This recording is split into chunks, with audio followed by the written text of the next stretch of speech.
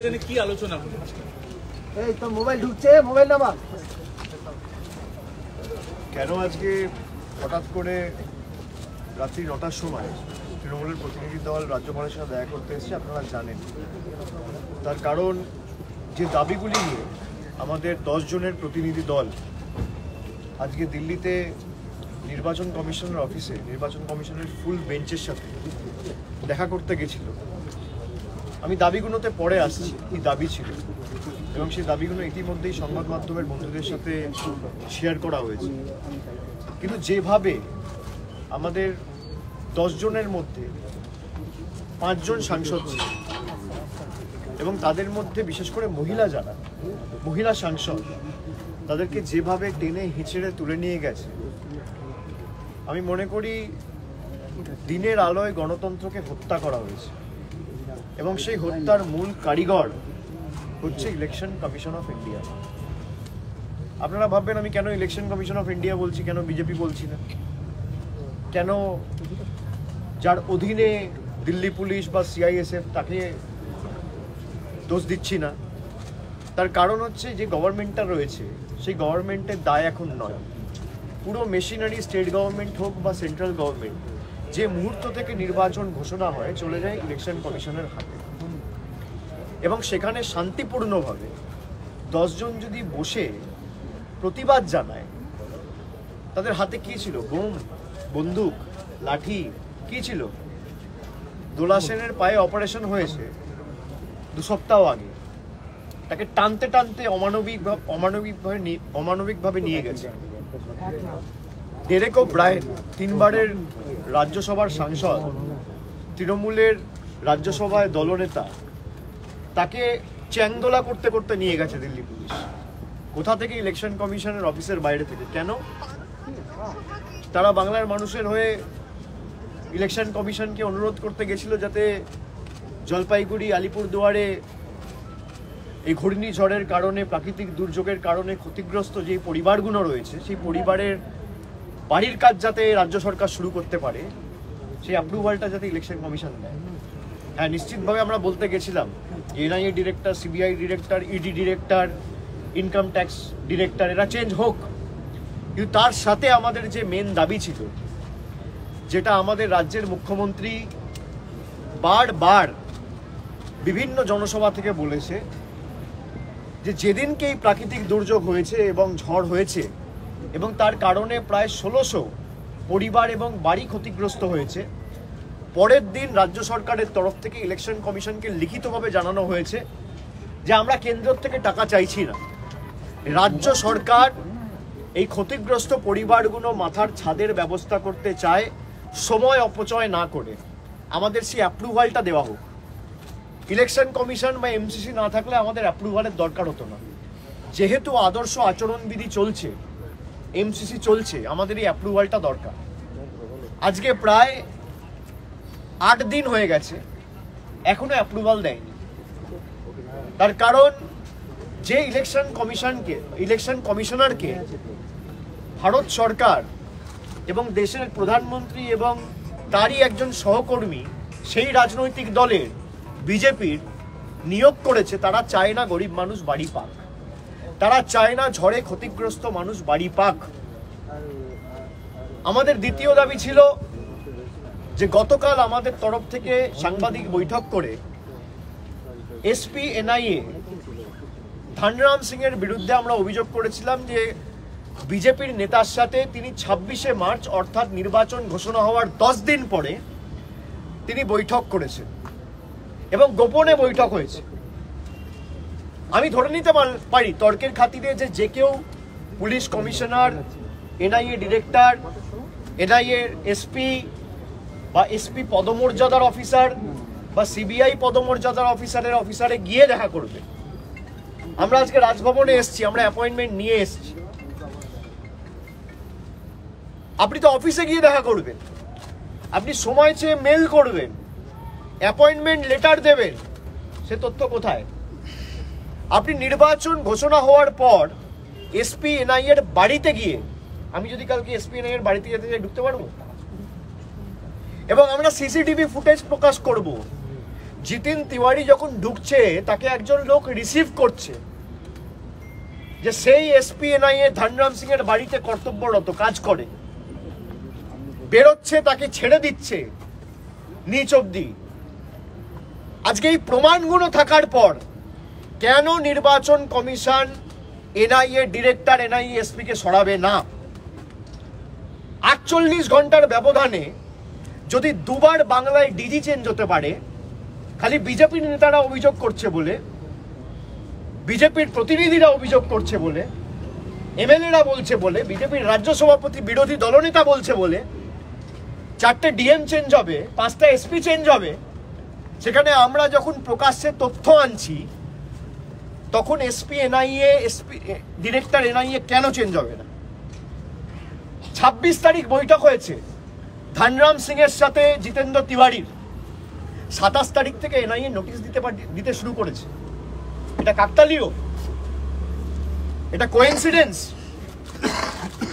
27 তারিখ নোটিশ যাচ্ছে, 28 তারিখ নোটিশ যাচ্ছে, 29-এ যাচ্ছে, 30-এ যাচ্ছে, 1 তারিখে আসতে বলা হচ্ছে, 2 তারিখে আসতে বলা হচ্ছে। এটা তো কাকতালীয় নয়? নোটিশটা কেন 25-এ গেল না? নোটিশটা কেন 24-এ গেল না? নোটিশটা কেন 22-এ গেল না? আপনার অভিসন্ধি যদি সৎ থাকতো, আপনি যদি সঠিকভাবে তদন্ত প্রক্রিয়া এগিয়ে নিয়ে যেতে চান, তাহলে কেন জিতেন্দ্র তিওয়ারির সাথে মিটিং করার পর নোটিশ যাবে এবং কেন সে এনআইএ ডিরেক্টর চেঞ্জ হবে না? যারা বিজেপির তল্পি বাহক হিসেবে কাজ করছে ইলেকশন কমিশন কেন তাদের বিরুদ্ধে ব্যবস্থা নেবে না? আমাদের অভিযোগ বিজেপির বিরুদ্ধে নয়, আমাদের অভিযোগ ইলেকশন কমিশনের বিরুদ্ধে। ইলেকশন কমিশন বারবার আমাদের প্রতিনিধি দলের প্রতিনিধিরা গিয়ে তাদের সাথে দেখা করেছে, আমাদের বক্তব্য আমরা রেখেছি। আজকে 10 জন প্রতিনিধি দল তারা একই জিনিস বলে এসছে, যা আগেও আমরা বলেছিলাম, অভিযোগ করেছিলাম। আজকে আপনারা তথ্য দেখুন, এসপি এনআইএ ধনরাম সিং এর বাড়ির ভিজিটার্স বুক, তার কপি নিয়ে গিয়ে ইলেকশন কমিশনকে দেওয়া হয়েছে। শুধু তাই নয়, ধনরাম সিং এর বাড়ির লিজ এগ্রিমেন্ট, সেটা ইলেকশন কমিশনকে দেওয়া হয়েছে। কেন ইলেকশন কমিশন ব্যবস্থা নেবে না? তৃণমূলের বুথের সভাপতি, অঞ্চলের সভাপতি, তাদেরকে এনআইএ অ্যারেস্ট করবে, ভোর 4টের সময় গিয়ে অ্যারেস্ট করবে। সংবাদ মাধ্যমের প্রতিনিধিরা 6টার সময় ক্যামেরা হাতে পৌঁছে যাচ্ছেন, 4টায় খবর না পেলে আপনি যাবেন কোত্থেকে? কলকাতা থেকে ভূপতিনগরের দূরত্ব কত? লোকাল পুলিশকে খবর দেওয়া হচ্ছে 5:45 সকালে যে ফোর্স পাঠান, আর সংবাদ মাধ্যমকে খবর দেওয়া হচ্ছে ভোর 4টের সময় রেড করতে যাচ্ছি, আমাদের সাথে চলো। আপনারা কি ভাবেন বাংলার মানুষ বোকা, চোখে দেখতে পায় না? যে পরিণতি হয়েছিল 2021 সালে, এর থেকেও খারাপ পরিণতি বিজেপির হবে। যেভাবে সর্বশক্তি প্রয়োগ করে আগে ইডি সিবিআই এর বিরুদ্ধে অভিযোগ করতো, ইনকাম ট্যাক্সের বিরুদ্ধে অভিযোগ করতো, তদন্তকারী সংস্থার বিরুদ্ধে করতো, রাজ্যপালের অফিসের বিরুদ্ধে করতো, এখন সরাসরি ইলেকশন কমিশনের বিরুদ্ধে করছে। আপনি বলুন, আমি তথ্য দিচ্ছি, তারপরেও কেন এনআইএ ডিরেক্টর চেঞ্জ হবে না? আমরা সেই সিসিটিভি ফুটেজ প্রকাশ্যে আনবো। জিতেন তিওয়ারি বলেছে মানহানির মামলা করব, এখনো পর্যন্ত তো কুণাল ঘোষকে নোটিশ পাঠায়নি, আমাকে নোটিশ পাঠায়নি। পাঠাক, হাইকোর্টে সুপ্রিম কোর্টে ফুটেজ জমা দেবো। আমরা অভিযোগ করেছি ধনরাম সিং এর বিরুদ্ধে, ধনরাম সিং পারে না আমার বিরুদ্ধে মামলা করতে, করো, কত বুকের পাটা আছে দেখি। হাই কোয়ালিটি সিসিটিভি ফুটেজ জমা দেবো। 52 মিনিট হাতে প্যাকেট নিয়ে ঢুকেছে আর খালি হাতে বেরিয়েছে, এই তথ্যগুলো আমাদের হাতে রয়েছে। যারা ভাবছে এনআইএ কে ব্যবহার করবো ভোটের সময়, ইডি কে ব্যবহার করবো, মাঠ ফাঁকা করে দেবো, ভোট কি এনআইএ দেবে না ইডি দেবে? আমি সে কারণে বলেছিলাম যে বিজেপির ক্ষমতা থাকলে মেঘনাথের মতো মেঘের আড়াল থেকে না লড়ে ইডি ডিরেক্টরকে বলুন বাংলায় লড়বে, এনআইএ ডিরেক্টরকে বলুন বাংলায় লড়বে। এখনো তো 2টো আসনে প্রার্থী দিতে পারেননি, একটাতে এনআইএ ডিরেক্টরকে পাঠান আর একটা ইডি ডিরেক্টরকে পাঠান। আর যাদের তল্পিবাহকতা করে এরা ভারতবর্ষের সংবিধানের বিরুদ্ধে গিয়ে কাজ করছে, তারাও যদি নিজে লড়তে চায় এসে লড়ুক বাংলায়। দেখি বাংলার মানুষ শেষ কথা বলে না রাষ্ট্রশক্তি শেষ কথা বলে? শেষ কথা ইডি সিবিআই বলে, ভারতবর্ষের শাসক দল বলে, না সাধারণ খেটে খাওয়া শ্রমিক বলে, কৃষক বলে। আমরা সেই কারণে আজকে যেভাবে টেনে হিচড়ে আমাদের সাংসদদের তুলে নিয়ে গিয়ে প্রথমে বলল মন্দির মার্গের পুলিশ থানায় নিয়ে যাব, তারপর হঠাৎ করে রুট চেঞ্জ করে অন্যদিকে নিয়ে যাওয়া শুরু করলো। তারপর যেই আমাদের সাংসদেরা প্রতিবাদ করলো, আবার ঘুরিয়ে 1 ঘন্টা ঘুরপথে এদিক ওদিক চক্কর লাগিয়ে তারপর মন্দির মার্গে নিয়ে এসছে। এখনো তারা সেখানেই রয়েছে, তারা ধর্নায় বসে রয়েছে। তাদের অপরাধ কি? জলপাইগুড়ি আলিপুরদুয়ারের মায়েদের জন্য যাতে তাদের বাড়ির কাজ রাজ্য সরকার শুরু করতে পারে, ইলেকশন কমিশনের কাছে অনুমতি চাইতে গেছে। আর সেই বাংলা বিরোধী বিজেপির সরকারের দ্বারা নিয়োগ করা election commission, chief election commissioner, আমি সরাসরি অভিযোগ করছি ইলেকশন কমিশনারের বিরুদ্ধে। তার কারণ আমাদের হাতে তথ্য রয়েছে, তাও আপনারা ব্যবস্থা নিচ্ছেন না। আপনারা চান না বিরোধীরা লেভেল প্লেইং ফিল্ড পাক। আপনি চাইছেন ফেয়ার ইলেকশন, ফ্রি ইলেকশন। এইভাবে ফ্রি ইলেকশন হয়? এইভাবে ফেয়ার ইলেকশন হয়?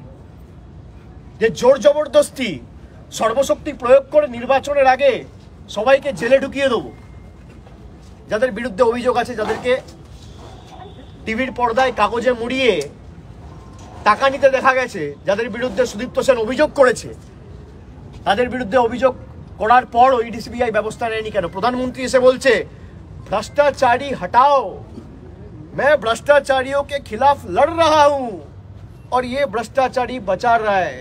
তাহলে আপনি অজিত পাওয়ারকে কেন এনডিএ সরকারের মহারাষ্ট্রতে উপমুখ্যমন্ত্রী করেছেন?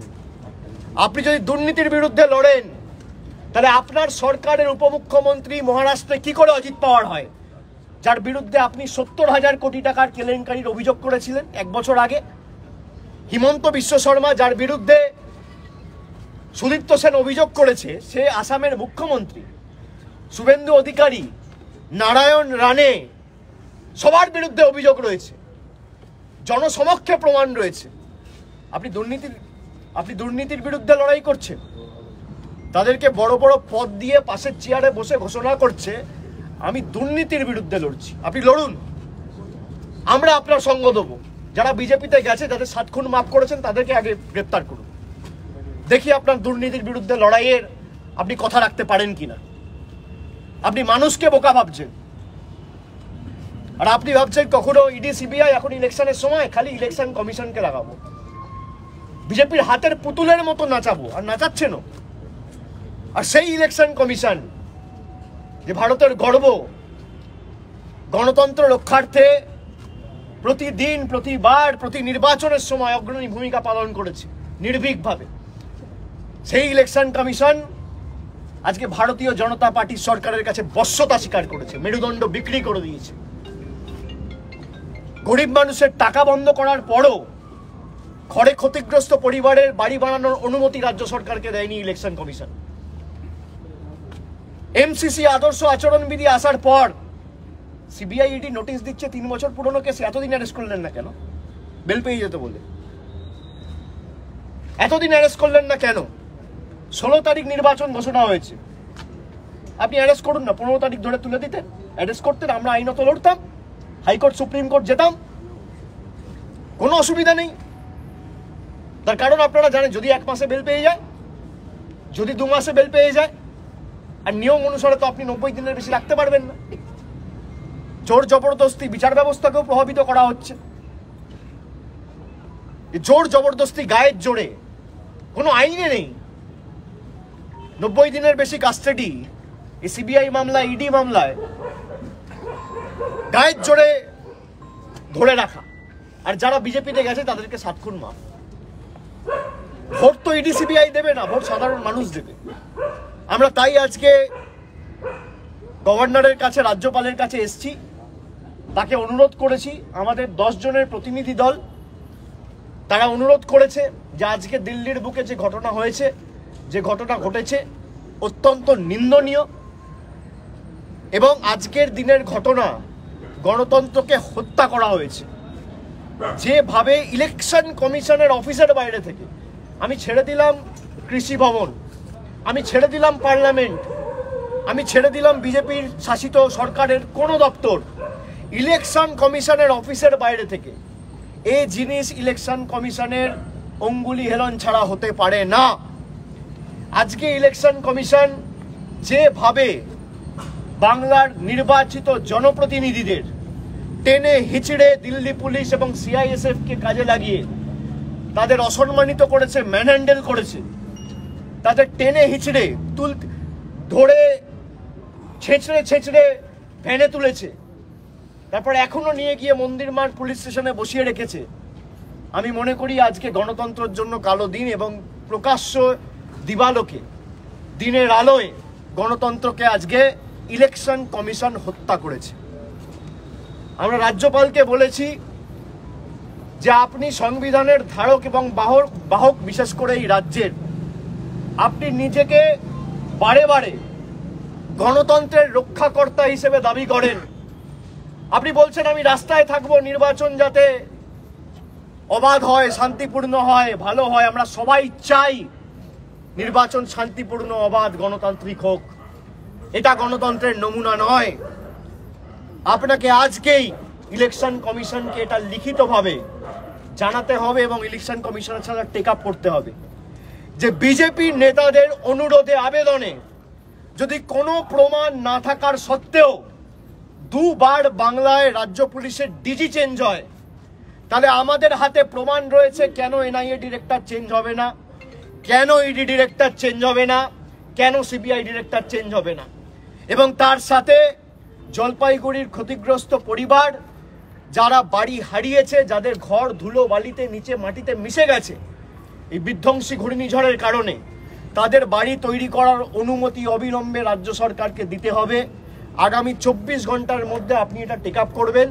আগামীকাল আবার আমাদের এই প্রতিনিধি দল আপনার সাথে দেখা করার জন্য আপনার অ্যাপয়েন্টমেন্ট চাইবে এবং কালকে রাত্রে আবার আমরা রাজ্যপালের সাথে দেখা করব। রাজ্যপাল আমাদের কথা দিয়েছে যে আমি এটা ইলেকশন কমিশনের সাথে টেক আপ করবো কালকেই, এবং আমাদের টেক আপ করার পর সঙ্গে সঙ্গে ইমেলের মাধ্যমে আমাদের জানাবে। তারপর আমরা রাজ্যপালের দপ্তর বা রাজ্যপালের অফিসের সাথে অ্যাপয়েন্টমেন্ট চাইব এবং দরকার হলে আগামীকাল আবার কালকে আমরা এসে আমাদের পরবর্তী দিক নির্দেশ আমরা ঠিক করব। বলছি, ন্যাচারাল ডিজাস্টার হলে ইলেকশন কমিশন সাধারণত অ্যাপ্রুভাল দিয়ে থাকে, এখানে অ্যাপ্রুভাল না দেওয়ার কারণ কি কেন্দ্রের দ্বারা প্রভাবিত ইলেকশন কমিশন? নিশ্চিতভাবে এটা মানুষ দেখুক। আর এখানে তো কেন্দ্র থেকে টাকা চাওয়া হচ্ছে না, তারা বাড়ির টাকা বন্ধ করে রেখেছে। আমাদের রাজ্যের তরফ থেকে বলা হয়েছে আপনারা বাড়ির টাকা দেবেন না, আমরা বাড়ি তৈরি করব। কিন্তু বিশেষ করে যারা ঘূর্ণিঝড়ে ক্ষতিগ্রস্ত তাদের বাড়িটা তাড়াতাড়ি করতে দিন, তার কারণ তারা থাকার জায়গা নেই। তারা যে 4টে তিরপল পাতিয়ে থাকবে সেটাও নেই। বিভিন্ন জায়গায় রিলিফ ক্যাম্পে রয়েছে, কেউ প্রতিবেশীর বাড়িতে রয়েছে, কেউ আত্মীয় স্বজনের বাড়িতে রয়েছে, ছোট ছোট বাচ্চা, তারা যাবে কোথায়? বিজেপির নেতারা তো কোনোদিন মানুষের পাশে দাঁড়ায়নি। প্রধানমন্ত্রী কালকে জলপাইগুড়িতে গেছে, একটা পরিবারের সাথে দেখা করেছে। আপনি দেখুন না, শেষ কবে জলপাইগুড়িতে এসেছিল? নির্বাচনের আগে, 2021-এর আগে। আবার এসছে 3 বছর পরে, আবার আসবে 26-এ। এদের লক্ষ্য হচ্ছে নির্বাচনী প্রতারণা, মানুষকে ভুল বোঝানো এবং একের পর এক জুমলা ঘোষণা করা। এরা কোনোদিন প্রকৃত মানুষের উন্নয়ন চায়নি, সেই কারণেই এরা গায়ের জোরে আটকে রেখেছে। আর যদি না রাখে নির্বাচন কমিশন অ্যাপ্রুভাল দেবে। নির্বাচন কমিশন জানে অ্যাপ্রুভাল দিলে বাড়ি তৈরি করার কাজ শুরু হবে, আর যদি বাড়ি তৈরি করার কাজ শুরু হয় তাহলে মমতা ব্যানার্জি সরকারের জনপ্রিয়তা বাড়বে, মানুষ মমতা বন্দ্যোপাধ্যায়কে ভালো চোখে দেখবে, মমতা বন্দ্যোপাধ্যায়কে আরো বুকে আগলে রাখবে। সেই কারণে নির্বাচন কমিশন ইচ্ছাকৃতভাবে বাড়ির টাকা যাতে বাংলার মানুষ না পায় অনুমতি দিচ্ছে না। নইলে আর কি কারণ হতে পারে? আপনাদের কাছে যদি অন্য কোনো কারণ থাকে আপনারা বলুন। রাজ্যপাল আজকে পিংলায় গেলেন, সেখানে গিয়ে আবার রিপোর্ট গেছেন এবং সরকারের কাছে রিপোর্টও চেয়েছেন, কি বলবেন? শুনুন, রাজ্যপালকে আমরা দোষ দিই না, তার কারণ কোথা থেকে এই কাঠিগুলো কলকাঠিগুলো নাড়ানো হয় আপনারা জানেন। এই যে গরিব মানুষ ক্ষতিগ্রস্ত, রাজ্যপাল তো গেলেন জলপাইগুড়িতে, কিন্তু এই যে 1500 লোকের বাড়ি এখনো পর্যন্ত হয়নি, রাজ্যপাল 10 দিনে লিখেছে কেন্দ্রকে বা ইলেকশন কমিশনকে। তার কারণ কেন্দ্র চায় না মানুষের বাড়ি হোক, কেন্দ্র চায় না ঝড়ে ক্ষতিগ্রস্ত পরিবারগুলো মাথায় ছাদ ফিরে পাক। রাজ্যপালকে উপর থেকে যা বলে দেওয়া হবে তাই করবে, তারও বাধ্যবাধকতা আছে। এটাই দেশের গণতন্ত্র, এটাই মোদিজির নতুন ভারত, যেখানে ইলেকশন কমিশন প্রমাণ থাকার পরেও এনআইএর বিরুদ্ধে ব্যবস্থা নেবে না। আর বিজেপি অভিযোগ করেছে বলে বাংলার ডিজিকে চেঞ্জ করে দেবে। এটাই ইলেকশন কমিশন এবং তার প্রকৃত চেহারা। তাহলে কি রাজ্যপালের কাছে আশ্বস্ত হচ্ছেন? না, উনি আমরা যে কথাগুলো বলেছি উনি আমাদের সাথে সহমত প্রকাশ করেছেন। উনি আমাদের বলেছেন যে 100 দিনের কাজেও, আমি যখন অক্টোবর মাসে এখানে এসেছিলাম আমাদের প্রতিনিধি দল, তখন উনি বলেছিলেন 24 ঘন্টার মধ্যে আমি এটা নিয়ে গিয়ে টেক আপ করবো সেন্ট্রাল গভর্নমেন্টের সাথে, এবং সেন্ট্রাল গভর্নমেন্টে আমি এই বিষয়গুলো জানাবো, এবং আমার যতদূর ক্ষমতা রয়েছে আমি এটা নিয়ে টেক আপ করে যত দ্রুত এই সম্ভব এই জট মেটে এবং এর সমাধান প্রতিকার নিরসন হয় আমি দেখব। উনি আজকে বলেছেন যে আমি 24 ঘন্টার মধ্যে টেক আপ করেছিলাম, আমাকে আশ্বস্ত করা হয়েছিল যে 100 দিনের মানুষের টাকা ছেড়ে দেবো, তারপরও কেন ছাড়েনি আমি জানি না। তবে আপনারা যে দাবিগুলো রাখছেন অত্যন্ত ন্যায্য, ন্যায়সম্মত। আমি এটা আগামীকালই ইলেকশন কমিশনের সাথে টেক আপ করব, এবং সবার অধিকার আছে লেভেল প্লেইং ফিল্ড। উনি ফেয়ার প্লেতে বিশ্বাসী, উনি চান শান্তিপূর্ণ ফেয়ার নির্বাচন হোক, আর ফেয়ার নির্বাচন তখনই হবে যখন ইলেকশন কমিশন ফেয়ার হবে। ইলেকশন কমিশন যদি বিজেপির হাতের পুতুল হয়ে থাকে তাহলে নির্বাচন কোনোদিন ফেয়ার হবে না। আপনারা দেখেছেন চণ্ডীগড়ে মিউনিসিপ্যাল ইলেকশনে, চণ্ডীগড় মেয়র ইলেকশনে কিভাবে ব্যালট পেপার কেটে দিয়ে পরবর্তীকালে সুপ্রিম কোর্টের অর্ডারে তাকে বরখাস্ত করা হয়েছিল, তাকে কোর্টে ডেকে পাঠিয়ে ভৎসনা করা হয়েছিল। সেই ইলেকশন কমিশনার যে বসেছিল অনিল মাসে, কার অঙ্গুলি হেলনে কাজ করছিল, যে ব্যালট পেপারে ভোট ক্যান্সেল করে দিচ্ছে, তো গণতন্ত্রের লজ্জা। তারই নিদর্শন আমরা জাতীয় স্তরে এখন ইলেকশন কমিশনের মাধ্যমে দেখতে পাচ্ছি। যেটা চণ্ডীগড়ে হয়েছিল সেটাই আগামী দিন ভারতবর্ষে হবে। যেভাবে এরা জোর জবরদস্তি, যেখানে এজেন্সি লাগিয়ে পাচ্ছে না, পরবর্তীকালে ব্যালট কেটে দিচ্ছে, যাতে নির্বাচনে মানুষের ভোটাধিকার প্রয়োগের প্রতিফলন না থাকে। আরে আমি কাকে ভোট দেবো কি না দেবো আমার ব্যক্তিগত স্বাধীনতা। আমি ভোট না দিলে আমার বাড়ির টাকা বন্ধ, আমার জলের টাকা বন্ধ, আমার রাস্তার টাকা বন্ধ, আমার 100 দিনের টাকা বন্ধ। এই যে প্রতিহিংসামূলক রাজনীতি এবং এর নতুন অধ্যায় বিজেপি শুরু করেছে 2021-এ বাংলায় হারার পর, এর জবাব আগামী দিন বাংলার মানুষ দেবে। এবং 2021-এ যা ফল হয়েছিল এদের, তার থেকেও খারাপ পরিণতি 4 তারিখ যখন ফল ঘোষণা হবে দেখতে পাবে। আপনি কি মনে করেন দেশ ডিক্টেটরশিপের দিকে এগোচ্ছে? আমি মনে করি না, এটা প্রতিষ্ঠিত, এটা প্রতিষ্ঠিত, সবাই মনে করে। আপনি 4টে মানুষকে গিয়ে জিজ্ঞেস করুন, দেশ যদি ডিক্টেটরশিপের দিকে না এগোয় তাহলে সিটিং চিফ মিনিস্টারদের আপনি অ্যারেস্ট করছেন, যারা বিজেপিতে যাচ্ছে তারা ধোয়া তুলসী পাতা হয়ে যাচ্ছে, আর যারা মাথা উঁচু করে লড়াই করছে তাদেরকে ইডি সিবিআই দিয়ে আপনি জেলে পড়ছেন। আরে মাথা নিচু তো 1 মিনিট, আমরা যারা দাঁড়িয়ে আছি আমাদের 1 মিনিট লাগবে মাথা নিচু করতে। আমরা মাথা নিচু করলে লোকের সামনে করব। If we'll have to bow, we'll bow before the power of the people, not before the people in power. আমরা দিল্লির স্বৈরাচার অত্যাচারীদের কাছে মাথা নত করব না, সাধারণ মানুষের কাছে করব, সমাজের লোকেদের কাছে করব, বাংলার মানুষের কাছে করব, জনগণের কাছে করব, গণতন্ত্রের দেবতা যারা তাদের কাছে করব। আমরা আগামীকাল আবার আসব এবং আমরা আশাবাদী যে রাজ্যপাল সদর্থক ভূমিকা পালন করবে, এবং দিল্লিতে আমাদের সাংসদরা যারা রয়েছে তারা 24 ঘন্টা ধর্নায় বসবে, এবং প্রত্যেকটা নাগরিকের দেশের পিসফুল প্রোটেস্ট, শান্তিপূর্ণভাবে ধর্নায় বা শান্তিপূর্ণভাবে প্রতিবাদ করার অধিকার রয়েছে। এই অধিকার আমাকে আমার সংবিধান দিয়েছে। আমার এই অধিকার বিজেপি কাটতে পারবে না, দিল্লি পুলিশ কাটতে পারবে না, ইডি কাটতে পারবে না, ইলেকশন কমিশন কাটতে পারবে না, সিবিআই কাটতে পারবে না, এনআইএ কাটতে পারবে না। তাদের যত ক্ষমতা আছে প্রয়োগ করুক। আর এনআইএর ডিরেক্টরকে আমি চ্যালেঞ্জ করব, যেসব প্রেস রিলিজ করে ভাওতা দেবেন না, আমার বিরুদ্ধে মামলা করুন। আমি তো বলছি, অ্যাকিউজ করছি আপনাকে, ফুটেজটা কোর্টে দেবো যে 26 তারিখ 52 মিনিটের প্যাকেট হাতে মিটিং হয়েছে কিনা। প্যাকেট হাতে ঢুকেছে আর খালি হাতে বেরিয়েছে। Quid pro quo. Prevention of corruption অ্যাক্টে একজন সরকারি আধিকারিক একটা মিষ্টির প্যাকেট নিতে পারে না কারোর থেকে, এটা দেশের আইন। প্রিভেনশন অফ করাপশন অ্যাক্টে আমাকে যদি কেউ একটা মোবাইল ফোন দেয় আমি নিতে পারি না, আমাকে যদি কেউ একটা কার্ড দেয় আমি নিতে পারি না। সেখানে প্যাকেট হাতে মিটিংয়ে আপনি ঢুকেছেন, প্রবেশ করেছেন, আর 52 মিনিট পর খালি হাতে বেরিয়ে এসছেন, যদি এনআইএ এর ক্ষমতা থাকে আমার বিরুদ্ধে মামলা করবে। এত বড় এজেন্সি তো, যাকে তাকে যখন ইচ্ছা তুলছে। আপনি আমার বিরুদ্ধে মামলা করুন, যারা অভিযোগ করছে তার বিরুদ্ধে মামলা করুন, দুধ কা দুধ পানি কা পানি। আমি দরকার হলে আপনাদের ছবিও দেখাতে পারি, আমার মোবাইল ফোনে আছে। কিন্তু যেহেতু ইনভেস্টিগেশন চলছে আমি সেটা দেখাবো না, সঠিক টাইমে আমরা প্রকাশ করব। প্যাকেট হাতে ঢুকছে এবং মিটিং করে, এবং ধনরাম সিং এর বাড়ির লোক তার বাড়িতে যে কাজ করে, তার বিল্ডিং এ যে কাজ করে, সে রিসিভ করে নিয়ে ধনরাম সিং এর ফ্ল্যাটে ঢুকাচ্ছে, এবং যখন নিচে নামছে তখন সে গাড়ি অবধি ছেড়ে দিয়ে যাচ্ছে। এ সমস্ত তথ্য রয়েছে। টাওয়ার লোকেশন ম্যাচ করলেই তো বোঝা যাবে। জিতেন্দ্র তিওয়ারির টাওয়ার লোকেশন, তার ড্রাইভারের টাওয়ার লোকেশন, ধনরাম সিং এর tower location, IPDR data match করা উচিত। অর্থাৎ ইন্টারনেট ইউজ করে কাকে ফোন করেছে। সরকার তো পেগাসাস লাগায় না সবার পিছনে, এখন লাগাক না ধনরাম সিং এর পেছনে।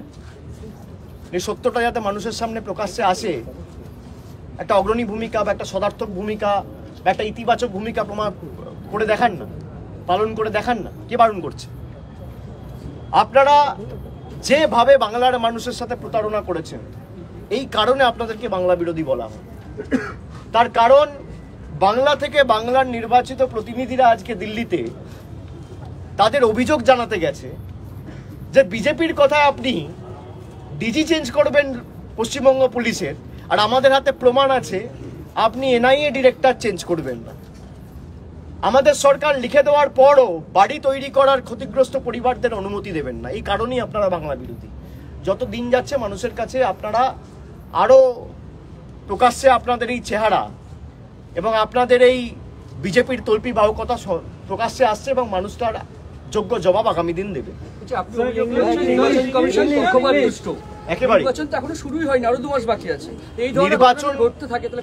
নির্বাচন ঘোষণা হয়েছে, এমসিসি চলছে, আদর্শ আচরণবিধি লাগু হয়েছে, নির্বাচন 7 দফায় হবে, সেটা নির্বাচন কমিশন করবে। কিন্তু আমার প্রশ্ন হচ্ছে যে এমসিসি লাগু হওয়ার পর বিজেপির নেতা কিভাবে এনআইএ এর এসপির সাথে বৈঠক করে? নির্বাচন ঘোষণা হওয়ার পর, এমসিসি লাগু হওয়ার পর, সেই মিটিং এর পর কি করে নোটিশ যায়? নোটিশ কেন 15 তারিখ যায়নি? নোটিশ কেন 14 তারিখ যায়নি?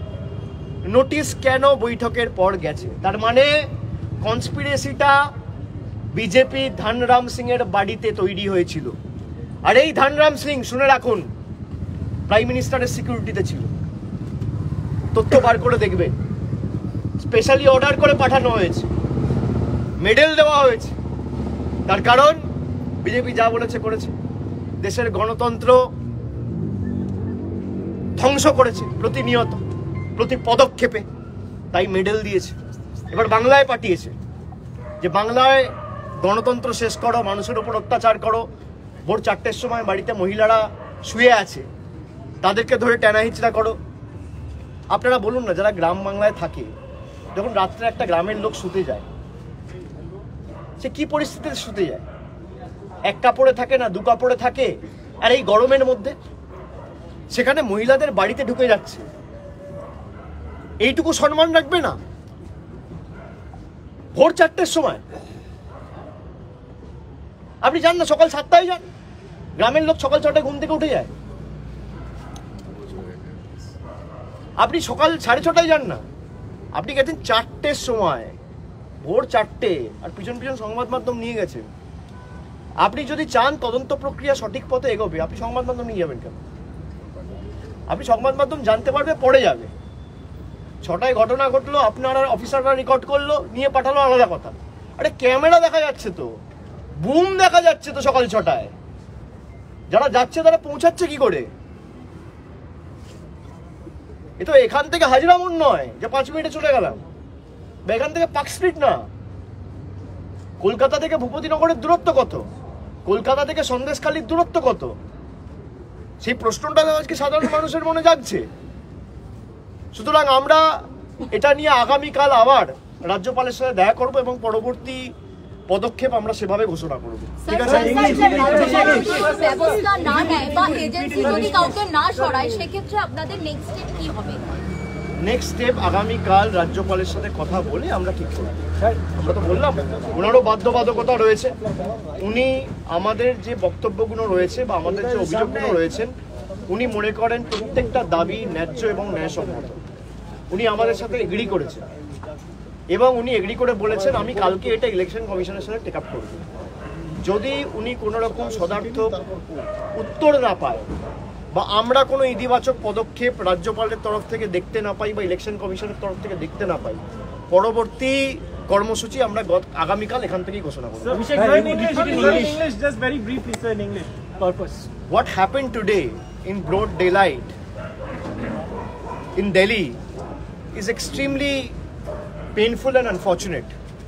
The way democracy has been muzzled, killed in broad daylight is for everyone to see. This is BJP's new India.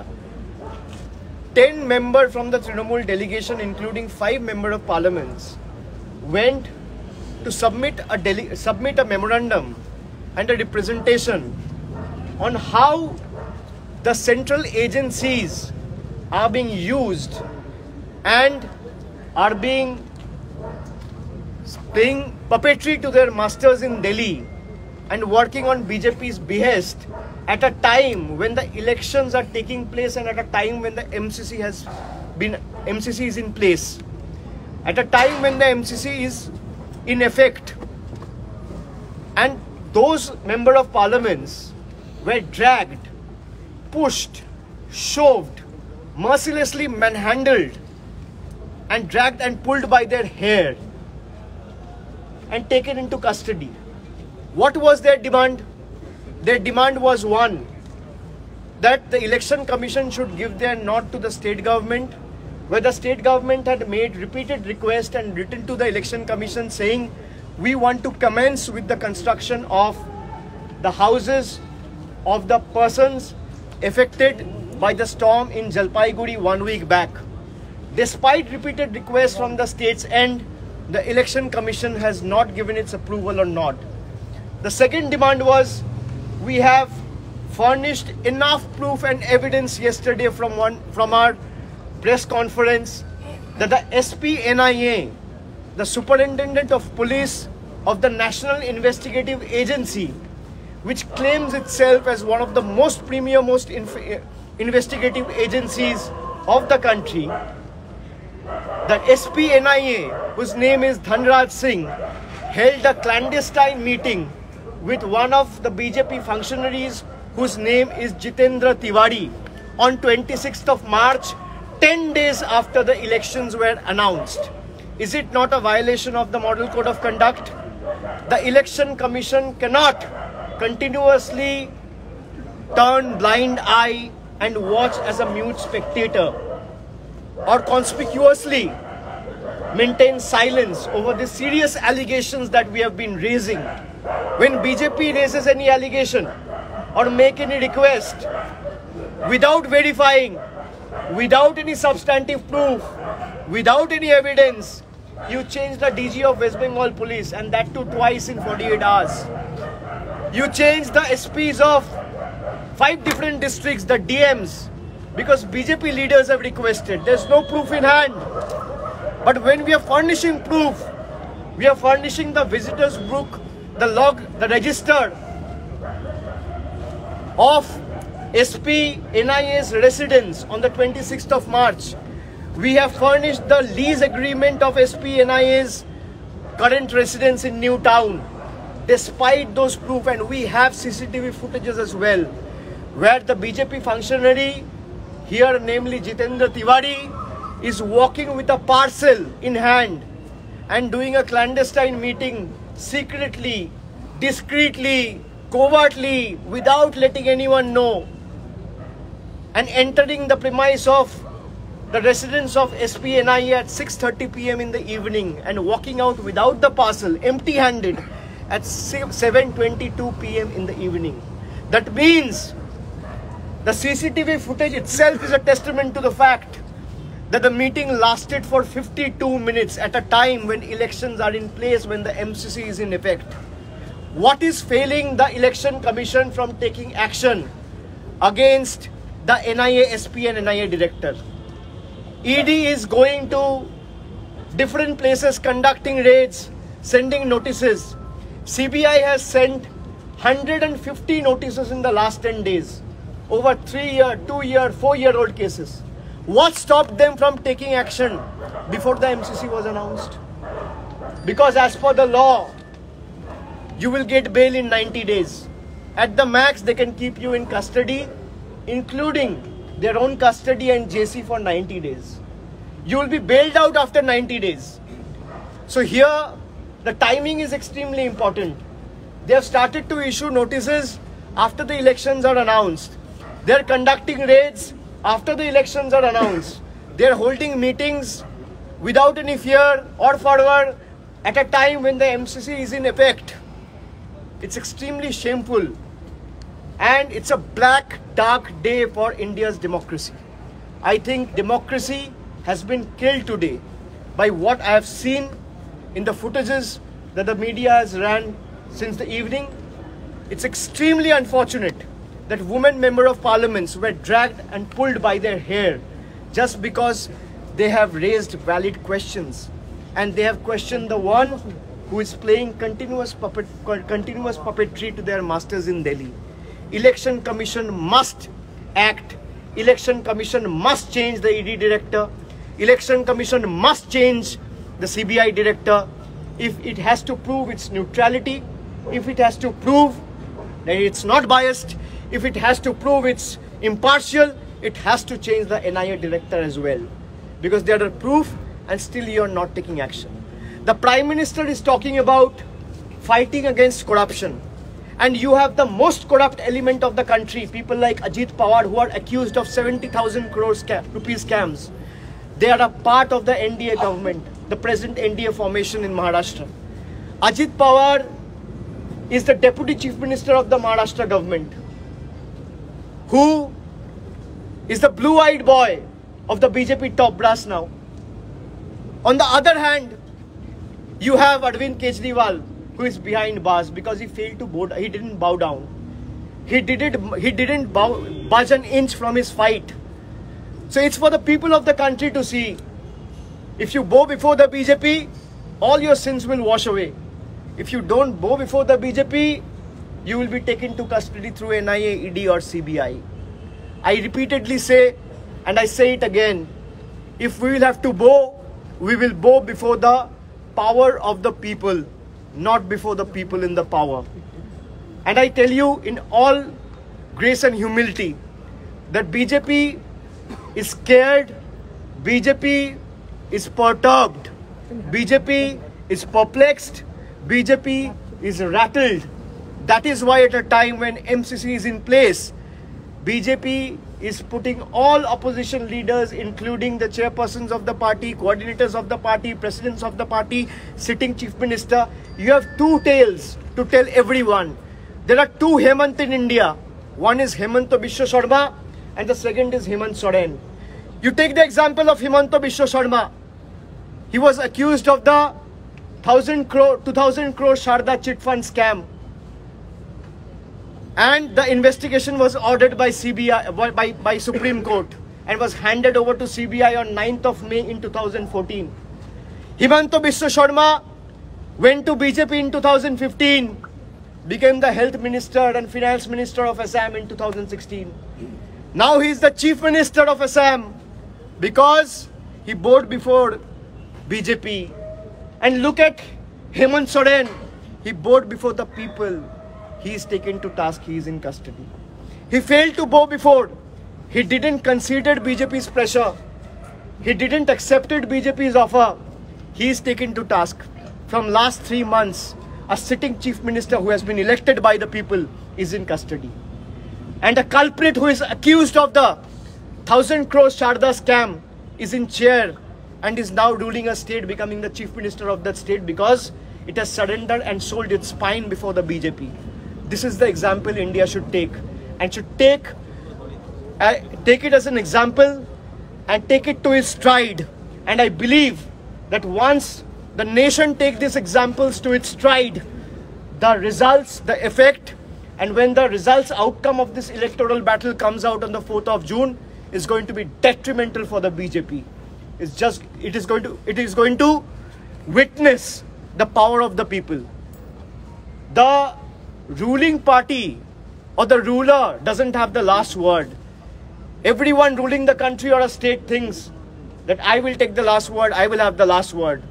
Here we have sat in public offices or in the chairs that we belong to, whether it be a public representative, whether it be a MP's office, whether it be a minister's office or an MLA's office. We are here to serve the people. And BJP is here to kill the people, to kill the democracy, to kill the constitution, to kill the institution. And India is seeing that.